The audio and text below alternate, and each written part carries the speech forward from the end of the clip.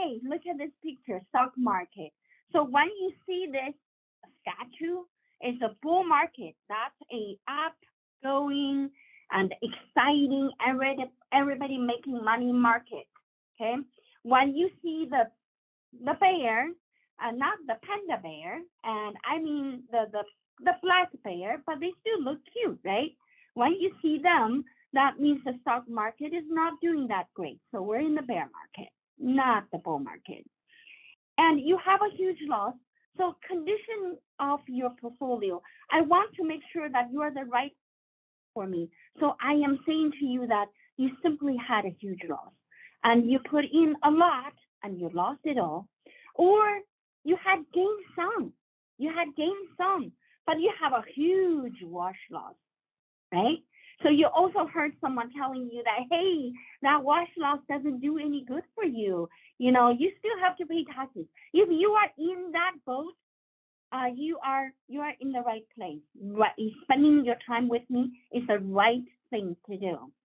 And you also realize that if you lose so much money on stock market and you can only deduct $3,000 this year, it's going to take you another 1,000 years to live to have this deduction. It may not even be useful, but I am just saying that $3,000 per year capital loss deduction is it needs to be upgraded. Am I right?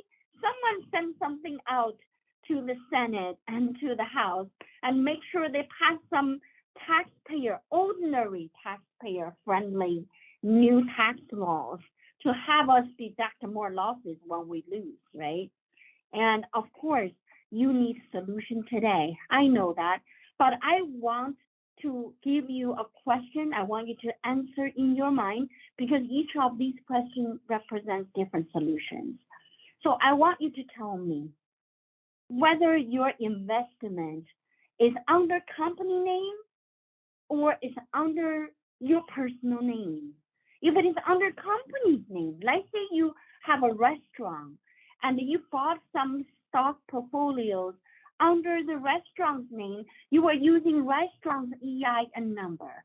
I'm asking you, where did you put your investment? Or did you put that under your name, you were using your social security number? Okay, that's fine. And or maybe your investment is under 401k plan, under your self-directed retirement plan. Where are they? And is that under if it is under 401k retirement plan, you know that it has a different EIN number, folks. It's not like it is completely yours, right? It is under a trustee structure. So, okay, so where are you? Think about that. Answer that to me. Know where your investment are at is critical. I'm not asking whether you put your investment in FTX, which just went belly up and filed bankruptcy 11 yesterday. No, on Wednesday. I mean, this is the risk, right? This is the risk when you invest and you invest in a company that you don't really know, and they just, even their owners are surprised about where they got to, but never mind about people who invest in the company, right? And I'm not asking about who's your broker either. Maybe it's TD America and maybe it's Robinhood.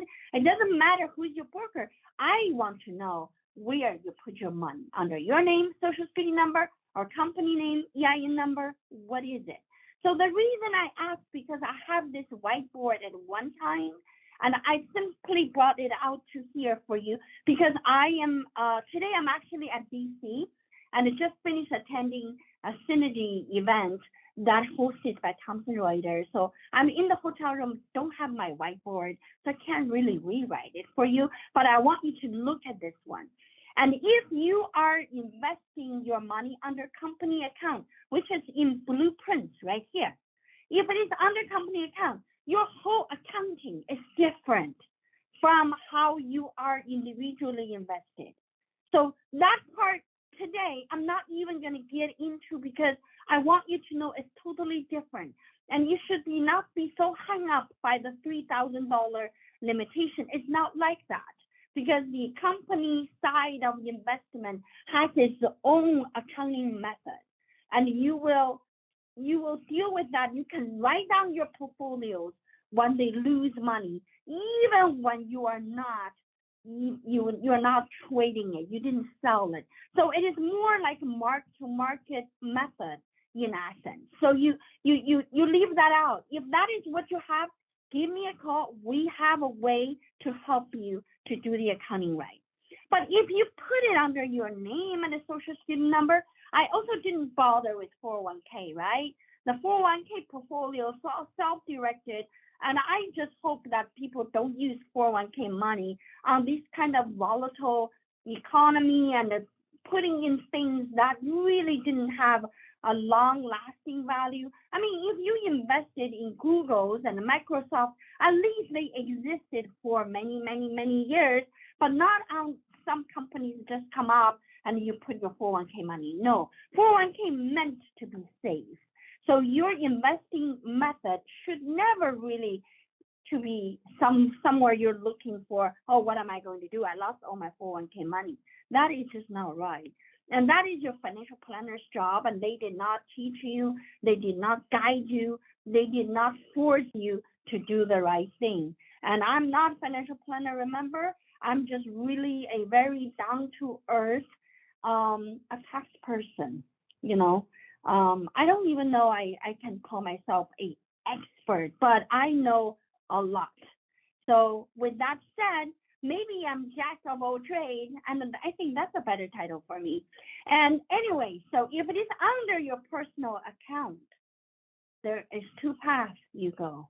One is as a passive investor, which you stuck with your $3,000 capital loss, okay? But the other one is a day trader. If you're not passive investor, you are a day trader, and you are running a business, and your business purpose is making money and getting, getting profit on a trade by trade daily basis. That is what that's what you want to do. That's what your intention is. It's not your hobby, because you don't do it with a smiling face. You do it seriously, right? If I do a hobby, man, I'm smiling while I'm doing it. It's a hobby. I don't care about the result, right? But as a day trader, you're doing a serious business. That's not really a hobby. So you are entitled for some different treatment. So now, my next slide, this one, it is saying that if you are that individual doing passive investment and your reporting process is this way, you are going to report your transactions on the Schedule D and your loss of $3,000, $1,500 for married files separately, okay? I know when we have troubles on the stock market, I have a taxpayer called me, goes, I lost so much money, I don't really know what to say to my spouse, to my wife. I'm too scared of telling her. So he was calling me from the parking lot. So I'm just like, I totally understand. But if you don't file married files separately, there's no way we can hide that from her. She's gonna know it, right? So if you are going to file married files separately, just because you don't know what to say to your spouse about all the losses you have, then you only have $1,500, okay, per year. But of course, what you lost is not disappeared. Okay, you cannot deduct it. Doesn't equal to you completely disappeared your losses and forever lost. No, it is sitting on your tax return. It is a carrying value on your tax return. So in the future, when you got capital gain, it will offset capital gain, and or maybe you got more losses, will add to it, and you can always deduct it until you are 1,200 years old. Okay, so it is there for you. You don't lose it. If two things I come to my mind. When you have carrying value on your tax return, like capital loss, And if you change your tax preparer or change your tax software, you want to be really careful. I am really afraid that you're going to lose your carrying value. Then the next person don't even know you suffered all these loss and they completely just forget about you. And one in our business at Community CPA, when we receive a new tax client, you know one thing we do secretively, we don't tell you if nothing wrong, but we look at your carrying value as if we're doing a treasure hunt, because we know that is a treasure hunt. When I see you have a carrying value with $100,000 loss, and you didn't even figure out a way to offset that loss, and we will plan your taxes as quick as possible to get you that $100,000 gain to offset that loss. And you probably say, oh, Ying, how could you do that? You know, the stock market is not what you say. I can't make $100,000 on stock market loss. But the stock market loss can offset other passive gain. For example, if you lost your stock, but you have a rental property that you want to sell, and you sold for the value, that is a $100,000 gain, that would offset your losses on the stock market, then you still pay no taxes, right? So there's things we can work on. And there's a lot of things we can think about. So treasure hunt, that's how we call it. And internally, we do treasure hunt. If we didn't find any treasure, we don't announce that to you. But if we found the treasure for you, and we'll show up like a real hero. Are you kidding? And so, you know, this is how we do it. And we want to tell you these critical steps. But if your new tax preparer doesn't do treasure hunt, or don't even know what that means, you know, they're not good. We're good. Very simple, right? All right. So let's look at some of the traders. So you say, well, I am the trader. I trade every day. Other than sleeping, I trade all during the day. Or some people was even telling me that I have a full-time job, but I don't sleep. I study, I trade, 24 hours, and I just do that every day. So of course, you can classify yourself to be a trader, all right? So trader and the investor are different, right? This is one of my slides to tell you that it is different, because when you are a trader, when you are trading every day and become a trader, and you really is doing a business, when you in that kind of business, folks, and you open up a door for yourself called mark to market, okay? So let me explain this concept of mark to market. And you know how when you operating a grocery store, and you know, normally when you start the grocery store, your accountant would ask you, would you like to be on cash accounting method or accrual method, which way you like? And the business owner goes, whatever method you want me to be, I'm okay. And with Community CPA, we study these things.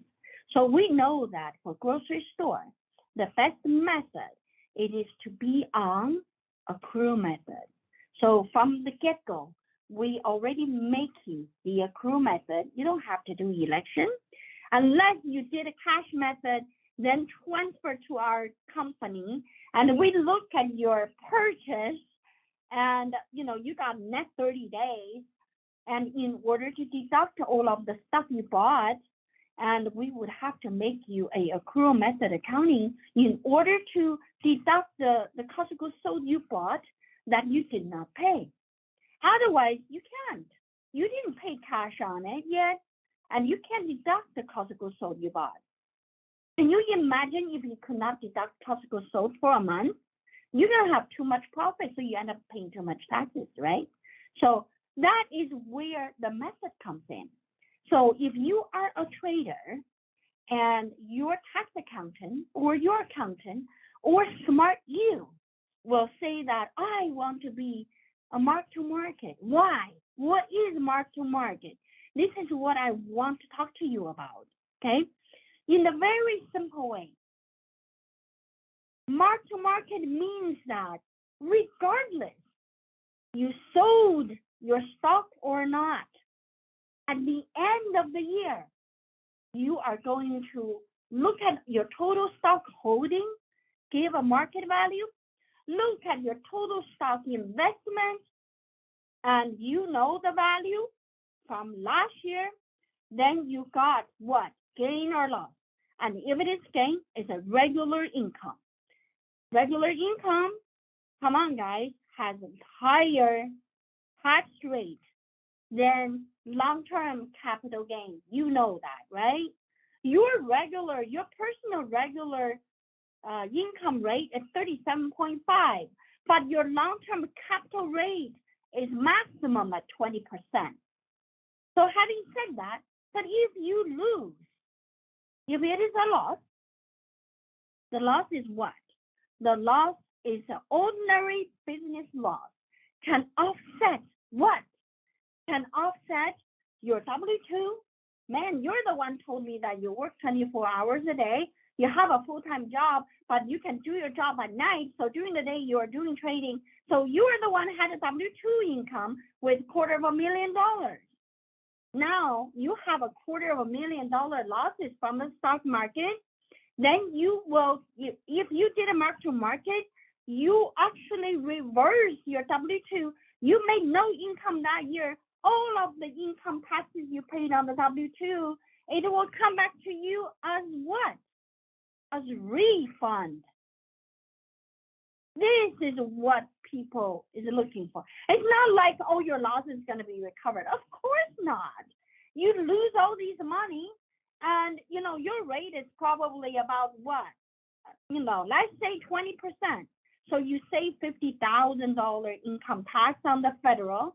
And if you are in one of those Midwest states, then you pay another 10% state taxes, which you can save. So then that would give you what? 10%, another $25,000. So total of $75,000 tax savings. It's just $75,000 versus $250,000 you really, really lost, right? So with that said, it is still better than deducting $3,000 out of your income, folks. So if I do the $3,000 reduce your W-2 of $250,000, and you don't even want to hear me talking about what you saved, I tell you, because you saved $60 taxes. All right? Not good deal. So people think about doing mark-to-market when they are a trader. But mark-to-market election is tricky. The reason I say it's tricky is because it doesn't allow you to do that when you realize you have a loss. It is sort of like make you do it ahead of time so you don't really know whether you are losing or not losing. Well, I take it back. Unless you know that before April 15 of 2023, for 2023. Okay, let me explain this to you. Look at the slides, right? There are 1, 2, 3. I think there are 3 steps is really important in mark to market. I'm going to give that to you folks. And a lot of people had gone through my webinars from before. They were telling me how good I am to give out steps because they follow my steps, they do it right, okay? You do that thing. Now, make election. When you want to be mark to market and you have to file your election before the April due date, right? This 2023 April due date is coming up. That's April 17th of 2023. So you file election with your actual return on April 15th each year, or you file that with your election. But this election of mark to market cannot be extended to later. It has to go in before April 17th of 2023.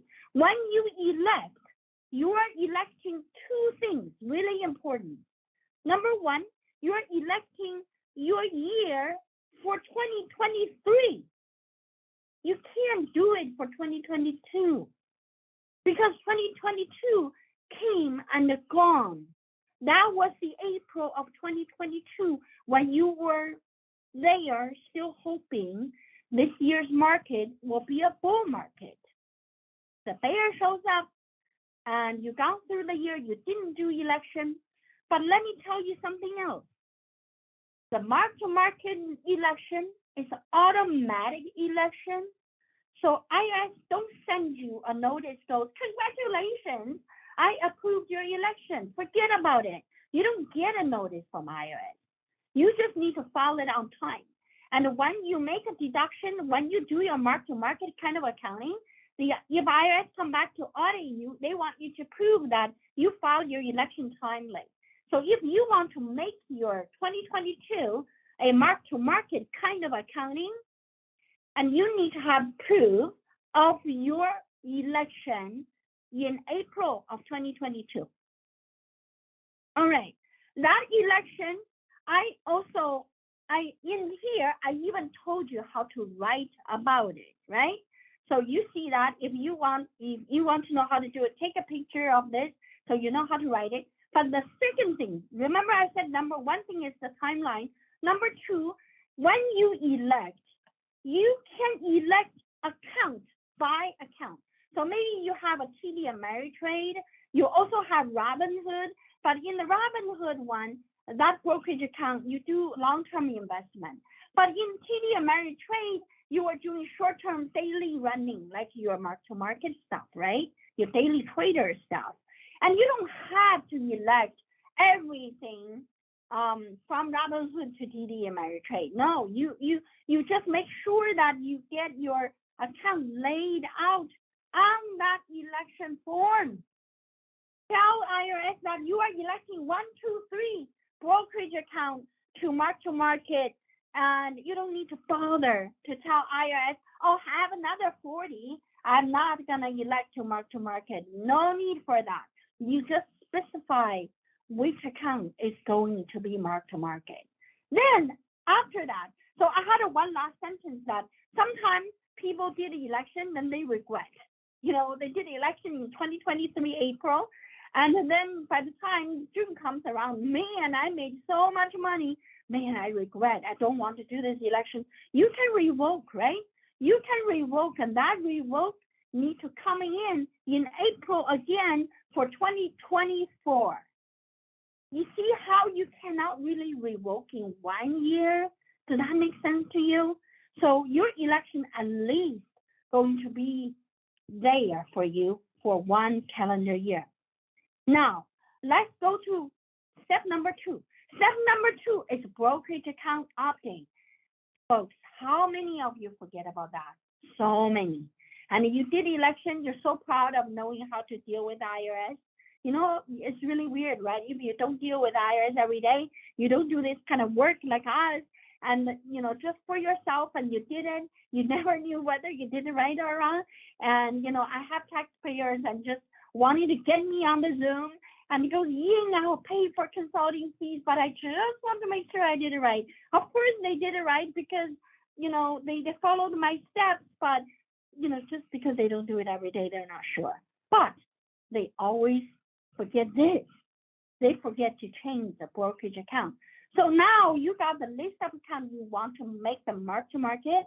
Your next job is to calling the brokerage firm and tell them that, hey, I have 40 accounts with you, but 10 of them, I want that to be mark-to-market. And these are the following, and your brokerage people, and, you know, depends on which firm that is, and they have different requirements. So they could say that, hey, yes, and, you know, send me the copy of your election to IRS, and we'll get that done.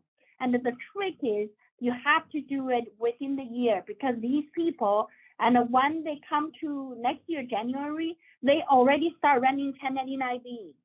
And don't underestimate how labor intensive that is. Even though machine runs it, but they have to report 1099B to IRS on your account.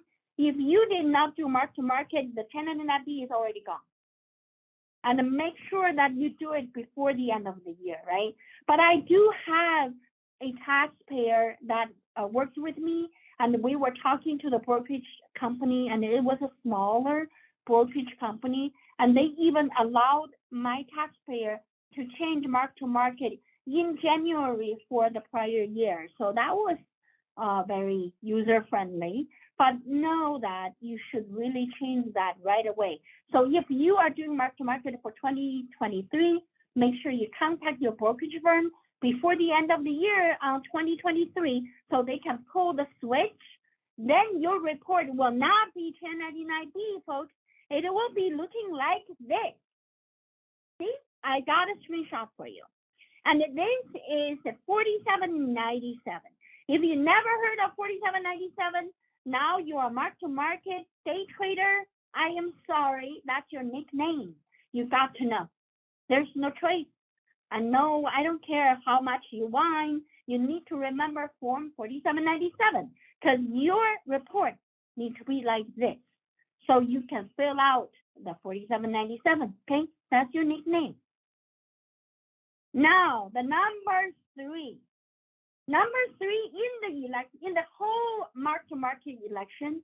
Remember, we did the election in April, right?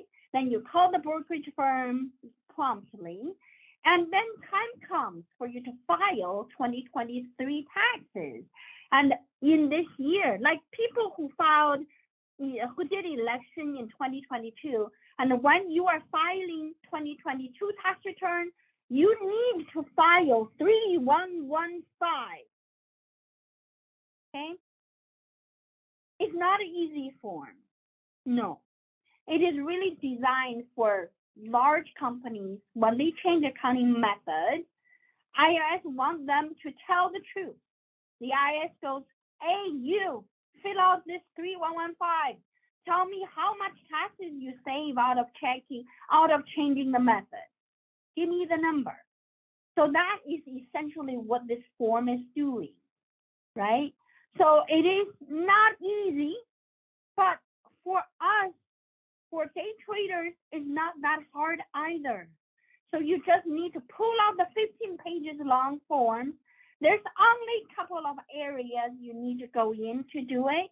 And, we do have services we provide to our taxpayer to fill out the 3115. But if you come to our firm and goes, oh, Ying, I just want you to fill out 3115 and everything else I do, it is not possible. It is almost like you tell a doctor, say, my head hurts, but just fix my head and don't worry about my eyes and everything else. But the causing of your headache is because of your eyesight. It's not good, so your head hurts, right? So it's part of the integral part of your tax return. You really cannot separating them. So if you are really concerned about not doing the 3115 right, I would recommend you for that 1 year tax return, get professional people to help you. Have them do it because you don't have to do 3115 the following year. No, just 1 year, just that first year when you filed election. All right. And I actually have a screenshot right here because I want you to know what is the number part 1 and 1, because this is the place where I got asked the most questions. People couldn't find the code. People don't know what to put on the part 1A, 64. Just know that's mark to market. Just put in 64. That would answer 50% of the question coming in. So I want you to know. Of course, now having said the 3 steps, you select the mark to market timely, you call your brokerage firm nicely, and you do your 3115 diligently. And then number 4, oh, I have a number 4, I forgot. This is your nickname, 4797. Okay, the nickname 4797, because you're a day trader, so you don't do Schedule D. You should say, what is Schedule D? Schedule D should be saved for your long-term investment. The one you saved at Robinhood. The one you did not elect mark to market, you use Schedule D. But the one you did day trading and you're a day trader, you use 4797. So this is where you're going to fill up your form. It's under sales of business property. Yes, stock is your business property. It's not your investment. right? That is how IRS views your day trading business. No wonder they allow you to use the losses to offset your W-2. It's your business loss. Are you kidding me? We just have so much business loss in 2022. Some of our clients, I'm telling you, I feel for them. I'm really, I don't know what to say. Their life savings just went down in the tube of stock market. I just think these people are criminals. The people who are running the stock market, manipulating the prices, they're criminals. All right. So I had a little summary of mark-to-market election process. I'm going to have a sip of coffee and you take a picture of this slide. All right. So my last few slides, folks, it is really talk about the advantage of you being a day trader. So of course, right? I already said, this mark-to-market sort of provides you with a quick deduction, so you don't get limited to that $3,000. And another good thing, folks, when you make money on this mark-to-market election, if your stock market is really good and you made money, right? And because normally, if your business made money on 1040, not only you're going to go for income tax you pay, you also pay self-employment tax. Am I right? But for mark-to-market day traders, and the thing for you is that there's no self-employment charge on your mark-to-market elected gain. Don't ask me why, because that is just part of 4797. And if you ask too many whys, if you talk too loud, maybe IRS is going to change their rules tomorrow, because I don't see why not. If it is a business income, we should be paying self-employment tax, but why not this one? Just keep it to ourselves, okay? We don't need to know why. We just know it doesn't do, okay? Of course, disadvantage of mark-to-market. The disadvantage is when you have the gain, you really pay income tax rate, folks. All right? And if you have, if you're doing long-term trading, it is so much better just to keep it under investor status, like passive investor status, keep it as a capital gain, long-term capital gain. Unless you trade crazy like you're doing right now, I don't know. I hope you still can recover so you still can trade crazy. But if you lost all your money, then the game is over. So it's kind of, what are you going to do? All right.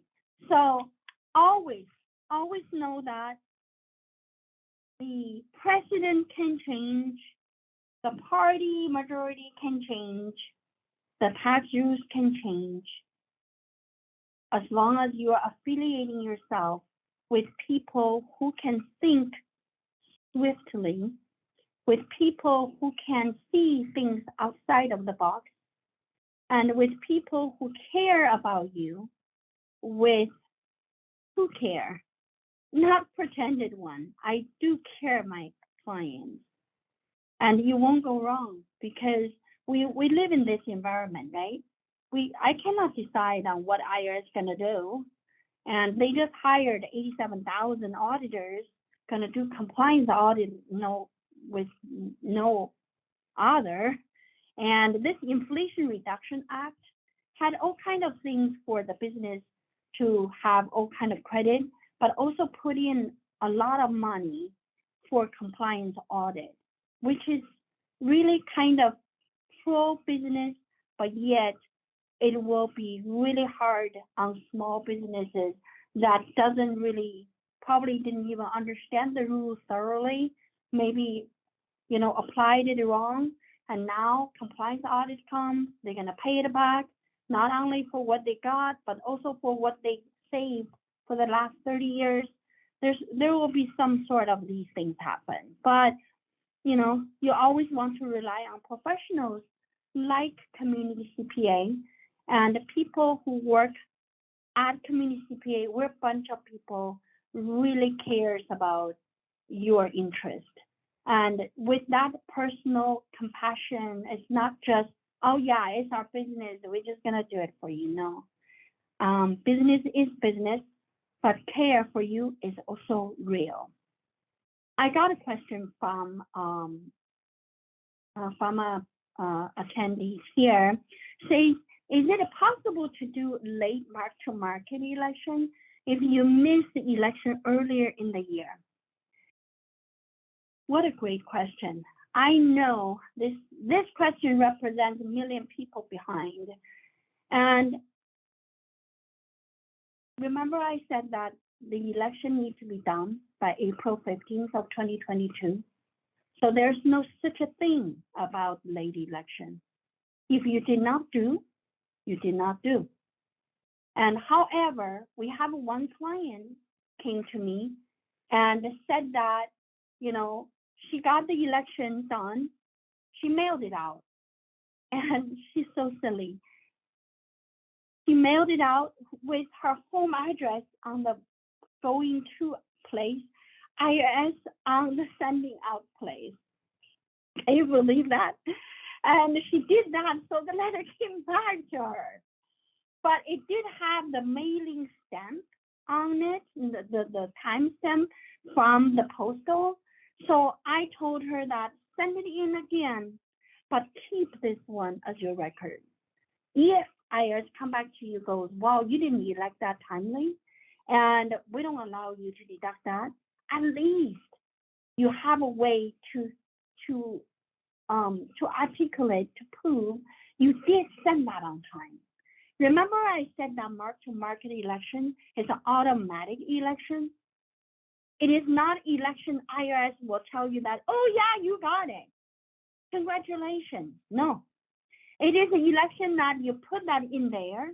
Then when you file your taxes, you echo that election with 3115. So make sure you file 3115. Make sure you call your broker to change the election method, to change the mark-to-market method, right? So you are late. And if you missed the earlier years, now you want to do it, you cannot do it unless you have proved that you have filed it on time. And I hope that is a very clear answer to the people out there. And I get this question from you all the time. Good question.